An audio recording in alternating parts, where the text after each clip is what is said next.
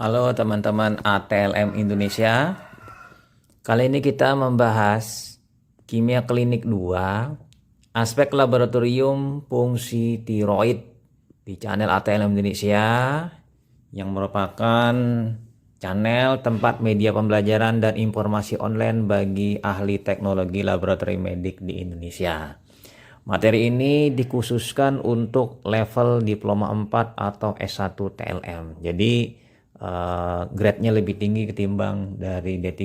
Tapi bagi mahasiswa-mahasiswi D3 atau praktikal yang memang bekerja dengan alat pemeriksaan tiroid, maka bisa menyimaknya materi ini. Oke, langsung saja kita bahas materi kelenjar tiroid. Terletak di leher antara fascia coli media dan fascia prevertebralis. Melekat pada trakea, melingkari 2/3 sampai 3/4 bagian. Terdapat kelenjar paratiroid di belakang kelenjar tiroid. Jadi dia berdekatan dengan kelenjar paratiroid. Nah, kita masih di kelenjar tiroid. Fungsinya sekarang, fungsi kelenjar tiroid. Sel folikel tiroid berfungsi yang pertama mengumpulkan dan transport iodium I2, bahan baku hormon tiroid. Yang kedua mensintesa tiroglobulin. Ketiga menghasilkan hormon tiroid T3 dan T4.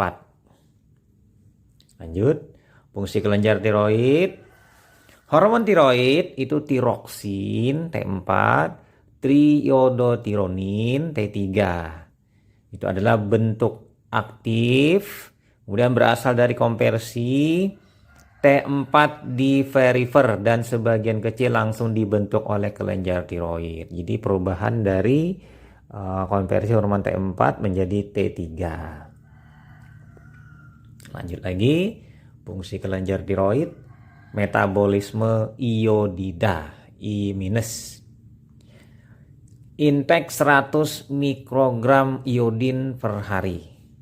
Iodin dalam makanan itu dalam bentuk iodida, diabsorpsi dan diambil oleh tiroid. Jadi ada jaring jebakan, jadi mengumpulkan sedikit demi sedikit iodida. Nanti akan diubah menjadi iodium. Sel folikel membawa iodida dari sirkulasi ke koloid. Iodid trapping, iodida pom. Jadi jebakan, jadi kayak jebakan iodium. Distimulasi oleh thyroid stimulating hormone TSH. 120 mikrogram per hari, yaitu 80 mikrogram per hari T3 dan T4. Sisanya diekskresi ke cairan ekstraseluler dan urin. Lanjut lagi, fungsi kelenjar tiroid dalam hal sintesis hormon tiroid. Nah, ini kita bisa melihat iodida permulaan, kemudian dioksidasi oleh enzim triiodal peroksidase, diubah menjadi iodium. Nah, ini iodium, kemudian iodium atau iodin kalau bahasa Inggrisnya, plus molekul tirosin, ya tirosin kan, maka menjadi monoiodotirosin MIT. Ya kan? Nah, MIT nanti diubah jadi DIT. Tapi dari DIT dulu, DIT tadi ditambah lagi, diubah menjadi kondensasi, diubah menjadi triiodotironin. Yang mana tadi MIT diubah menjadi DIT. Iodin tambah tirosin MIT. MIT diubah menjadi DIT. DIT diubah menjadi T3. Ya kan, bisa juga diubah menjadi T4. Nah, ini mekanismenya. Jadi ada dua jalur. Jalur satu membentuk T3, jalur 2 membentuk T4. Kita lanjut. regulasi fungsi tiroid. Berupa pertama autoregulasi, jadi regulasi tersendiri dengan sendirinya. Kemampuan kelenjar tiroid meregulasi hormonnya, iodium dari makanan. Yang kedua, regulasi ekstratiroid. Nah ini diatur oleh kelenjar hipofisis, yaitu thyroid stimulating hormone, yaitu TSH. Sintesis hormon dalam kelenjar tiroid, ini TSH ya. Lalu proses sintesis dan sekresi kelenjar tiroid diatur dan dikontrol secara titik dua. Pertama, langsung oleh TSH, mekanisme umpan balik, feedback. Ya, nanti feedback ya. Yang kedua, tidak langsung pada tingkat hipotalamus oleh thyroid releasing hormone TRH. Jadi ada keseimbangan TSH dan TRH. Jadi melalui proses umpan balik kalau TSH. Lanjut regulasi fungsi tiroid. Hormon T3 dan T4 yang bebas dalam plasma yang tinggi itu efek umpan balik kepada hipofisis untuk mengurangi sekresi TSH. Jadi TSH akan dikurangi atau diturunkan karena T3 T4 bebas yang tinggi. Akibatnya produksi T3 dan T4 akan menurun atau diturunkan. Nah, lanjut. T3 yang tinggi itu merupakan akan memberi efek pada hipotalamus untuk mengurangi sekresi TRH. T3 tinggi, hipotalamus diperintahkan turunkan TRH. Hormon tiroid bebas dalam plasma yang rendah, ini kebalikannya, akan menyebabkan rangsangan ke hipofisis untuk mengeluarkan TSH. TSH dinaikkan. Akibat efek TSH tadi, produksi T3 dan T4 akan meningkat. Nah, ini kebalikan dari yang regulasi pertama. Bila tidak cukup menyediakan tiroksin, maka TSH memacunya dengan berlebihan. Berlebihan TSH. Terus-terusan dia pacu karena tidak cukup terus-terusan dia pacu. Sebagai umpan balik. Jadi feedbacknya terus-terusan diberi. Apa akibatnya? Akibatnya pembesaran kelenjar tiroid akibat hiperplasia. Jadi kelenjar tiroid membesar. Yang dikatakan orang sebagai gondok. Di leher ini akan membesar. Hiperplasia. Hiperplasia ini pertambahan jumlah sel di sana. Jumlah selnya bertambah. Jadi produksi sel di sana bertambah sehingga membesar. Membesarnya hiperplasia beda dengan hipertrofi. Hipertrofi itu selnya yang membesar, tantangan fungsi. Kalau ini jumlahnya yang banyak. Sehingga timbul nodul tiroid. Jadi ada benjolan di tiroid. Kita lanjut lagi. Ini mekanisme yang sudah kita jelaskan tadi dari hipotalamus. Kan ada jadi dari sistem portal TRH itu kemudian TSH. Jadi kalau TSH itu jadi mekanismenya seperti yang tadi saya jelaskan. Jadi ada mekanisme feedback, ada mekanisme dalam bentuk TRH. Nah, oke, itu saja. Kemudian kita masuk ke masalah tiroid. Nah, tiroid ini ada 3, tapi yang pertama ini merupakan suatu hal yang normal, yaitu eutiroid, itu TRH. Ini kita tahu di situ bahwa pacuan tadi menyebabkan keseimbangan. FT4 normal, TSH normal, itu kondisi eutiroid. Sementara pada hipotiroid, hipo ini rendah, tiroidnya yang rendah. Itu berarti FT4-nya rendah. Jadi tiroidnya rendah, hormon tiroidnya atau tiroksinnya rendah. Lalu TSH-nya tinggi, stimulatingnya tinggi, menstimulasi tinggi. Sementara untuk kasus hipertiroid, tiroidnya yang berlebihan, FT4-nya tinggi. TSH rendah, stimulasinya rendah. dari TSH-nya.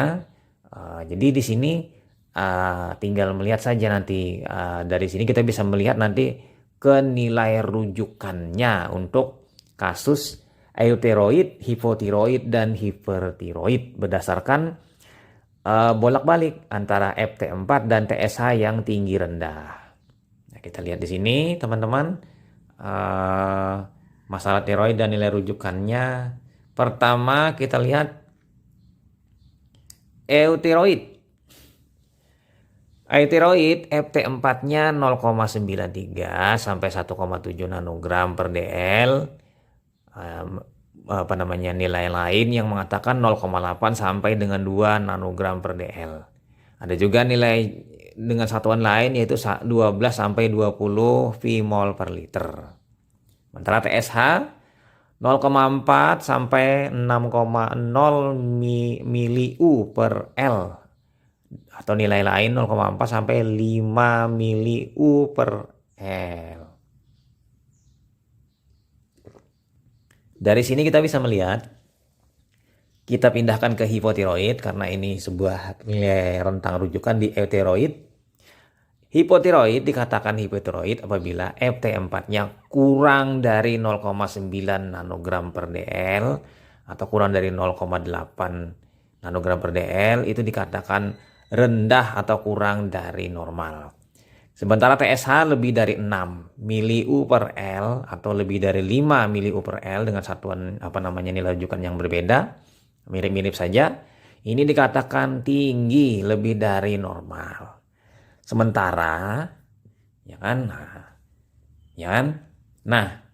sementara untuk hipertiroid, tadi kita bicara eutiroid, hipotiroid, hipertiroid itu FT4 lebih dari 1,7 nanogram per dl atau lebih dari 2 nanogram per dl, itu dikatakan tinggi kan, tinggi lebih dari normal.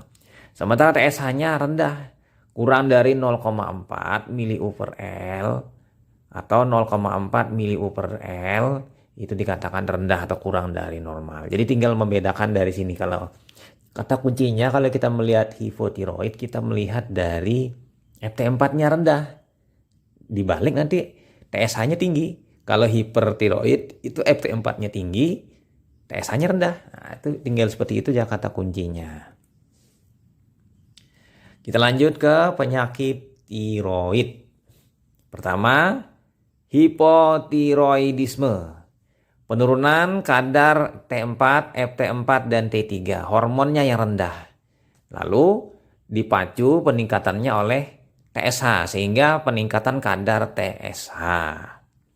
Sementara pada kasus hipertiroidisme itu adalah peningkatan kadar T4, FT4, dan T3. Lalu penurunan kadar TSH karena pemacunya, umpan baliknya menurun. Kemudian yang ketiga, Graves' disease atau toxic diffuse goiter. Ini keadaan hipermetabolik. Tirotoksikosis, goiter diffuse, ophthalmopathy, inflamasi dan edema otot mata, peningkatan jaringan ikat dan lemak pada orbita. Kemudian infiltrasi dermopati, infiltrasi limfosit pada kulit, akumulasi glikosamin glikan, dan udema. Udema ini ada yang katakan edema. Nah, kita lihat di sini hipertiroidisme. Kita lihat. Pertama, kelenjar tiroid tidak berada dalam kontrol normal pituitari hipotalamus, menghasilkan serta mengsekresikan hormon tiroid dalam jumlah berlebihan. Hormonnya berlebihan, FT3, FT4 dengan T3. Kemudian beberapa penyebab hipertiroid itu lesi atau luka di hipotalamus, autoimun, zat-zat lain, dopamin, glukokortikoid, dan insufisiensi pituitari.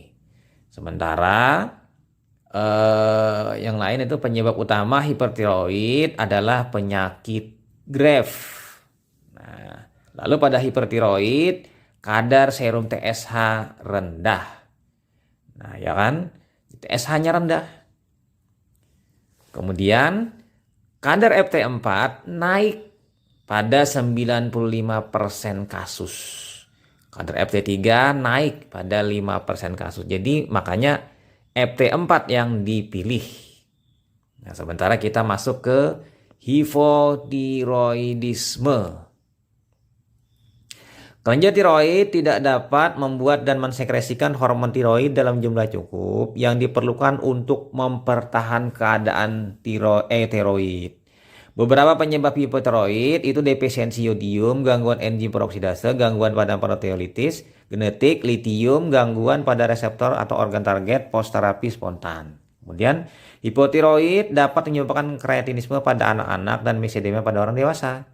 Kemudian penyebab utama hipertiroid pada orang dewasa adalah penyakit Hashimoto dan kadar serum TSH meningkat pada hipotiroid. Jadi ini 5 hal ciri dari hipotiroid yang kita bisa lihat di gambar di bawah ini, perbandingan hipotiroid dan hipertiroid. Nah, jadi ada kanan kiri, ada hipofungsi, hipotiroid, ada hiperfunction yaitu hipertiroid. Nah, itu. Kemudian kita masuk ke penyakit tiroid,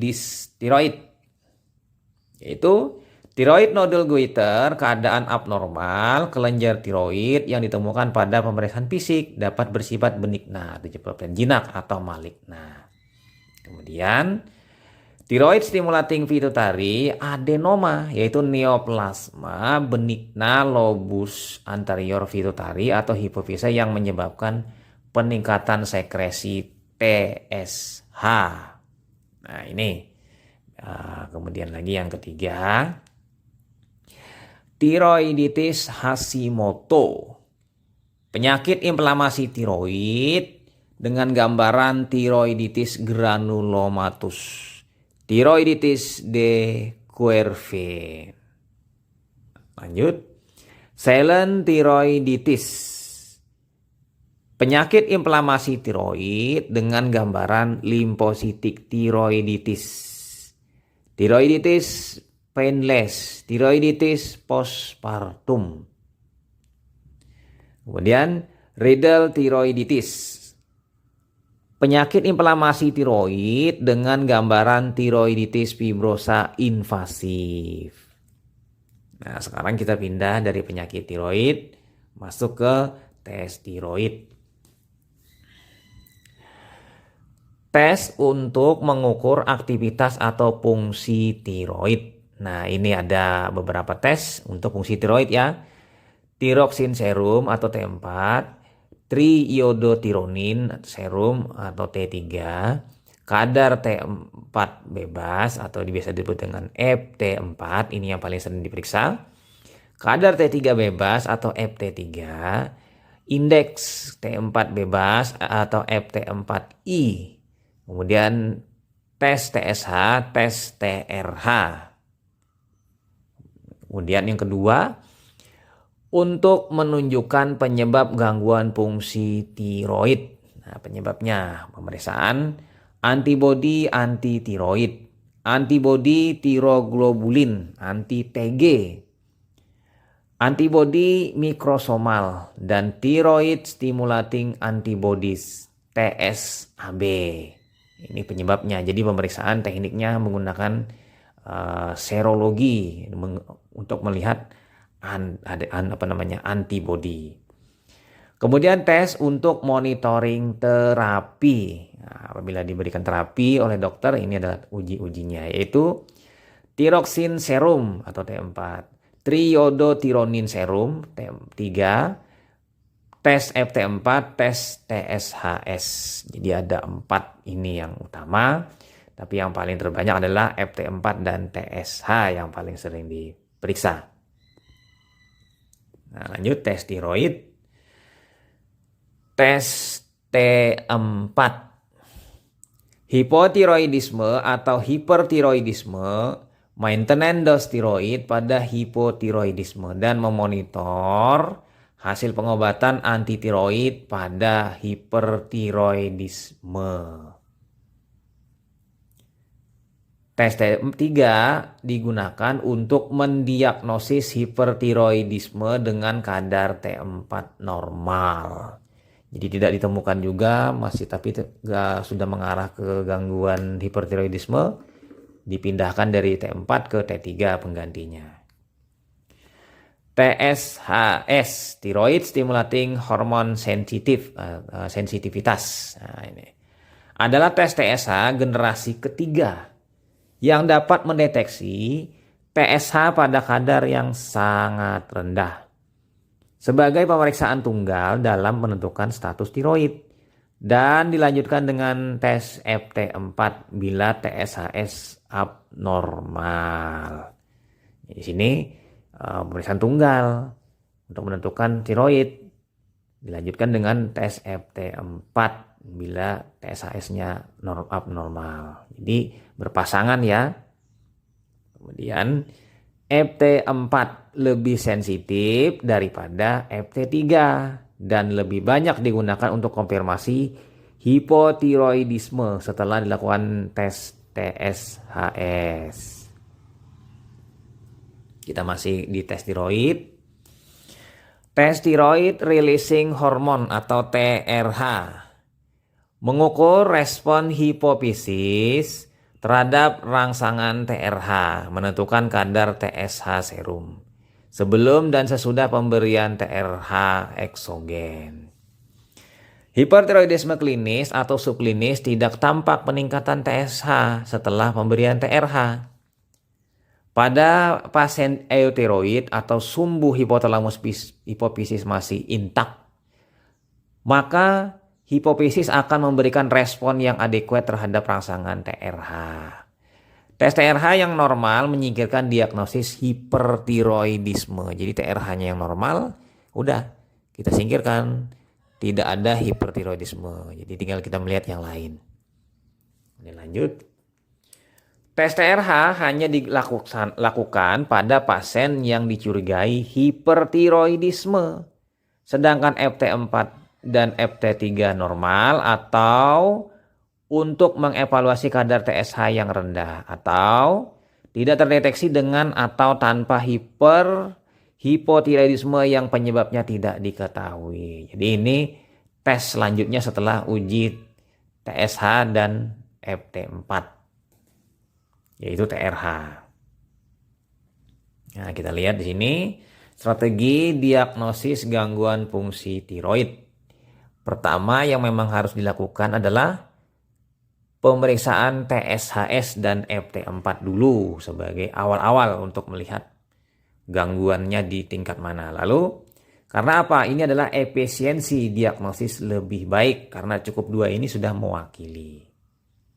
Nah, merupakan tes pilihan yang paling optimal untuk menentukan status tiroid, hipotiroid, eutiroid, atau hipertiroid. Memberikan efisiensi diagnostik gangguan fungsi tiroid yang lebih baik karena sensitivitas yang tinggi. Yang dua ini. Lalu, pemeriksaan kadar TSH sensitif dan T4 bebas FT4 secara simultan meningkatkan efisiensi diagnosis gangguan FT4 dan TSH fungsi tiroid. Nah, pemeriksaan ini memberikan pendekatan diagnosis yang lebih realistik untuk diagnosis dan terapi tiroid. Nah, itu saja teman-teman materi kita tentang tiroid. Semoga bermanfaat. Sampai jumpa di video-video selanjutnya. Saya Ahmad Le pamit. Bye. Ternyata selesai materi ini dan memang ada tidak lupa tadi men-setting auto kliknya dimatikan.